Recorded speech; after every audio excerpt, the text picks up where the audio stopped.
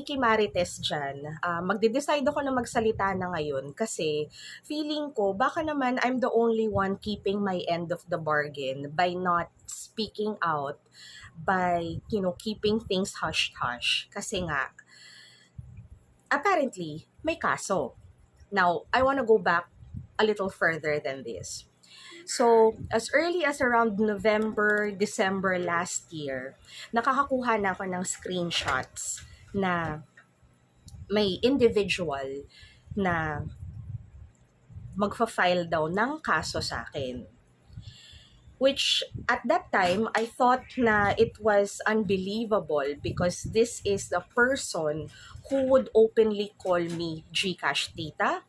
And this is a person who would openly call me baog. Now, Gcash tita, palagay ko na-establish na natin yan by now.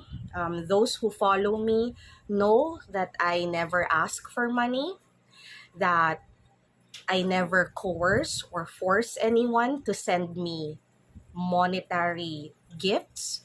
It's just that when you are a vlogger, platforms are set up this way. But anyway, they felt that it was comfortable to call me Gcash tita because I was using StreamYard during the pandemic and hindi pa monetize lahat ng mga platforms ko noon. So, I got the suggestion from one of my vlogger friends to add my PayPal details and my Gcash details on the StreamYard platform para naman makalikom ng kung anong donation because I was getting a lot of messages from people na interesadong magbigay because of the effort and because of the content that I was producing. But some people felt that it was in bad taste. Now, I don't understand why people would feel this way kasi kung titingnan nyo yung vlogging landscape, this is a common practice. Hindi na lang ako masyadong humahanas doon kasi sa totoo lang, nakakakuha naman talaga ako ng mga donations, nakakakuha naman talaga ako ng mga monetary gifts. Alam ko lang sa sarili ko at sa mga nanonood sa akin na never akong nanghingi, never akong namilit, kaya pinabayaan ko. Now, etong person na to, I don't know kung poprotektahan ko pa ba siya o hindi kasi mukhang hindi naman niya ginagawa sa akin. Sa pagkakaintindi ko, ito ay admin ng M Pageantry. Admin din siya ng Mama Jonas. Nagkatrabaho na kami niyan noon sa isang management company. Siya yung nag-handle, ako yung consultant nila. At first, ayoko pang magtrabaho sa kumpanyang to as a consultant kasi nandun siya. I wanted to stay away kasi we have history together. When I say history together, ilang beses ko na rin napablotter tong taong to. Etong taong to, may mga kaso to pagdating sa pera. And etong taong to, because he's always out and about, he produced a video of himself pleasuring himself or like offering himself, which I felt was not appropriate for someone to be working in pageantry. Did I have any right to do it? Probably not. Did I have the intention of warning the public, especially the girls, the management, and organizations such as Binibining Pilipinas, Miss World Philippines, Miss Universe Philippines, kasi hindi tama. Hindi tama na nadidikit itong mga ganitong klase ng personalities sa mga babae. I do not know with you, probably because babae din ako.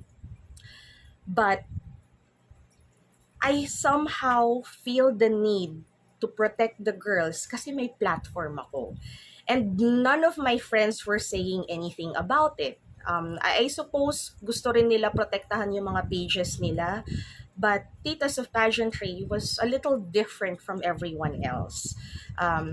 Tita Lavinia, the persona of Tita Lavinia is a little different because the Tita Lavinia persona is more vocal. So on my end, the best thing to do is just to keep distance.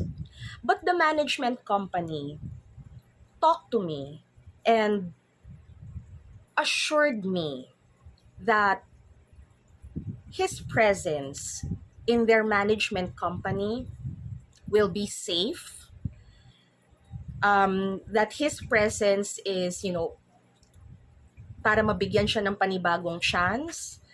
So ako naman, kung ano lang yung trabaho ko, which is for consultation. At that time, meron silang kandidata, pinakausap nila sa akin para ma-assess ko ano bang kailangang changes, ano bang kailangang styling, medyo kailangan bang bawasan ng makeup, yung mga ganong klase ng bagay. I just find it unfair because nakapwesto siya noon sa management company, sa kanya dumadaan ng mga pera na pambayad sa amin, pambayad sa akin, that he has access to my phone number, he has access to my address. Now, for some weird reason, nagkaroon sila ng falling out ng kumpanyang to. Sa pagkakaintindi ko, ang falling out had something to do with finding out that he has been spiriting away money. Technically, walang nagawa itong taong to sa akin pagdating sa pera. Kasi wala naman din akong pera masyado, wala naman akong ikakasa, hindi naman ako na-swindle or anything. It's just that aware ako sa nangyayari ng negotiations, on how he deals with negotiations. Kasi nung time na yun, medyo naive pa tong kumpanyang to. Over the past few years, sa experience ko, nakakadalawang blotter na ako sa taong to. Pero wala naman kasing nagagawa ang blotter. The first one was when I found out that he was heading a troll page, but it was just so petty. Wala ka namang grip sa Instagram kahit mag-report ka ng cyber libel for Instagram. So I let it go.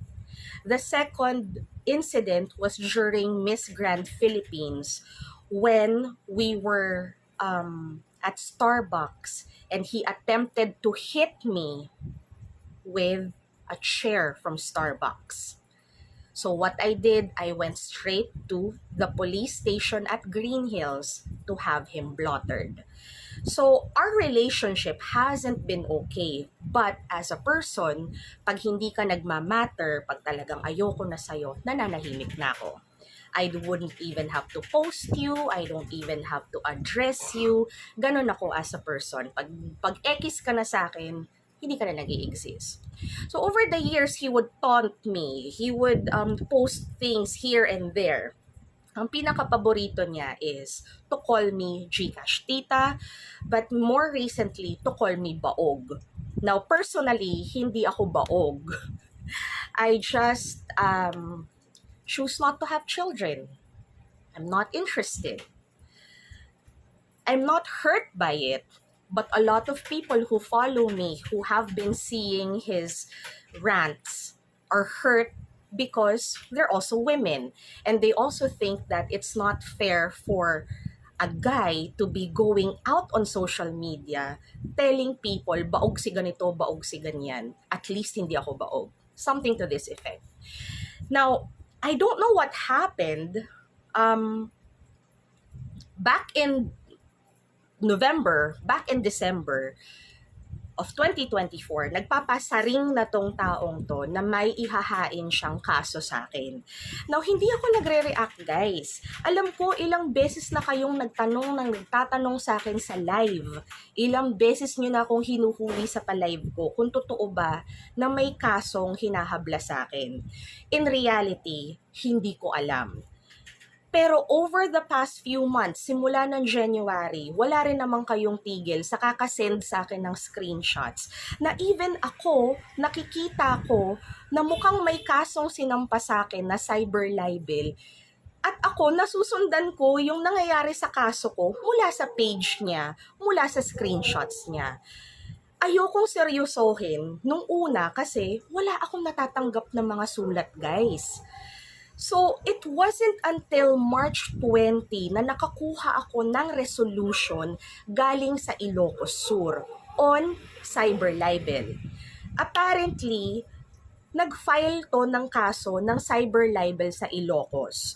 He has been living in Manila, but he filed the case in Ilocos to force me to go to Ilocos, to force me to travel, because everybody knows I do not like to travel. Everybody knows I have travel anxiety. Everybody knows I do not like dealing with people. I do not like filling out forms. I mean, I do not even have a credit card. That's how scared I am of filling out forms, of racking in utang. So, nakapunto siya sa akin doon. Kasi, yung mga final niya, apparently, umabot na sa resolution. Eh ako naman, aanga-anga. Parang bakit may resolution na kaagad? Wala naman akong nakuhang paunang letter. Ayoko siyang i-address publicly kasi naniwala ako na this is something that I have to deal with on my own. I just feel na unfair because I'm keeping my end of the bargain. I have not been discussing or entertaining any questions about this specific case because I didn't know anything about it. And, you know, he would post daily updates and he would taunt me on a daily basis. Eh, ang response ko dyan is, I'm going to deprive him of oxygen by not addressing it because I know it ruffles him. I know that, you know, he gets very agitated when I keep my silence. And I've done that for at least a couple of months until March 20th when I got this letter na may resolution nga daw. Now, I'm not very smart when it comes to like reading legal kineso. Smart in other places, yeah, sure. But with the legal kineso, I wasn't even interested in reading what it was all about because it was littered with wrong grammar, wrong spelling. And I don't even know kung gaano ka-legit tong mga to. Although I have also consulted a few lawyers, it seems na legit siya. And it seems that I have to face this in Ilocos. And it seems that people have jumped the gun because this person has been updating everyone and has been making such a big deal about the case as if nakapatay ako ng tao. So, anong mangyayari dito? I suppose I have no choice. If this is a legit case, and I suppose this is a legit case, I have to go through it. I just did not want to go public with it because I have a mother. I just sent her home to Manila. She has no idea. I mean, I know she's gonna panic because I'm the main breadwinner. So, ako naman, I'm just dealing it, you know, as smoothly as possible, quietly as possible. So, again, I just find it unfair na itong taong to would openly tell everyone that bayaran media ko, na hanggang 3K lang ang Q&A fee ko, which is totoo nga naman. Nabaog ako, ang dami niya ng narrative na nasabi, na pati sa kalidad ng trabaho ko, pero walang ownership kung ano ba talaga yung nagawa niya kasi mukhang in denial siya na makalaki yung mga kaso-kaso niya noon kasi may involvement ng pera. Now, technically, yung record ko na wala akong nasagasaan o wala akong mga legal records, technically basag na yon. But I'm just saying, I would rather take a cyber libel case any day than an estafa case, than a sexual harassment case. Because ako, at least, hanggang salita lang. Now, whether they deny this or not, hanggang dun lang ako. Now, where does Jason come in? Jason and I have been friends since 2018, and I absolutely clicked with him because I understood where he was coming from. Matalino si Jason, maayos yung pagsusulat niya. Nakapwesto siya ng husto sa Sash Factor, no? Nakapwesto siya ng husto kay Catriona. Over the years, nakapwesto siya ng husto. I do have friends in the industry na hindi masyadong sold kay Jason kasi they probably saw something, but I stayed on for years kasi ganun akong klaseng tao. I only pick a few friends, and it takes me a long time to figure out na binabalakura na pala nila ako. Although looking back, nung nag-aaway kami ni Adam noon, doon ko na-realize that he wasn't picking any sides and he wasn't even defending me. So sabi ko, baka naman one-woman team lang talaga ako. And over the years, he got himself in trouble because he's also very vocal, and he's also very aggressive, and he's also very defensive. So at one point, people wanted to mass report his page, and I knew at that time that he had a job, and then he was hoping to get more mileage from social media. I did not think that it was fair na kuyugin nyo yung tao para tanggalan nyo siya ng kabuhayan. I fought for that. Now, he had some family issues, and bilang mga kaibigan, nagmalasakit. Kumbaga nakaalalay ng husto. Gets ko naman yung issue niya with Tia. Hindi ko lang na-realize na nung umusbong na ng husto si Heart sa fashion world, naggrumabe na rin yung treatment niya kay Pia. Bilang kaibigan, hindi ko na maintindihan kung saan yung hugot na yon. Kasi everybody would ask me, Tita, bakit ba siya ganito? Bakit ba siya ganyan? Ang alam ko lang naman din na storya is yung storya na naririnig natin sa labas, na nagsulat siya ng article about Pia, hindi nagustuhan nila Jonas, nila Bessie. Alam ko na parang natanggal siya sa Sash Factor. Hanggang dun lang naman yung alam ko. Hanggang alam ko lang naman yung sa may elevator.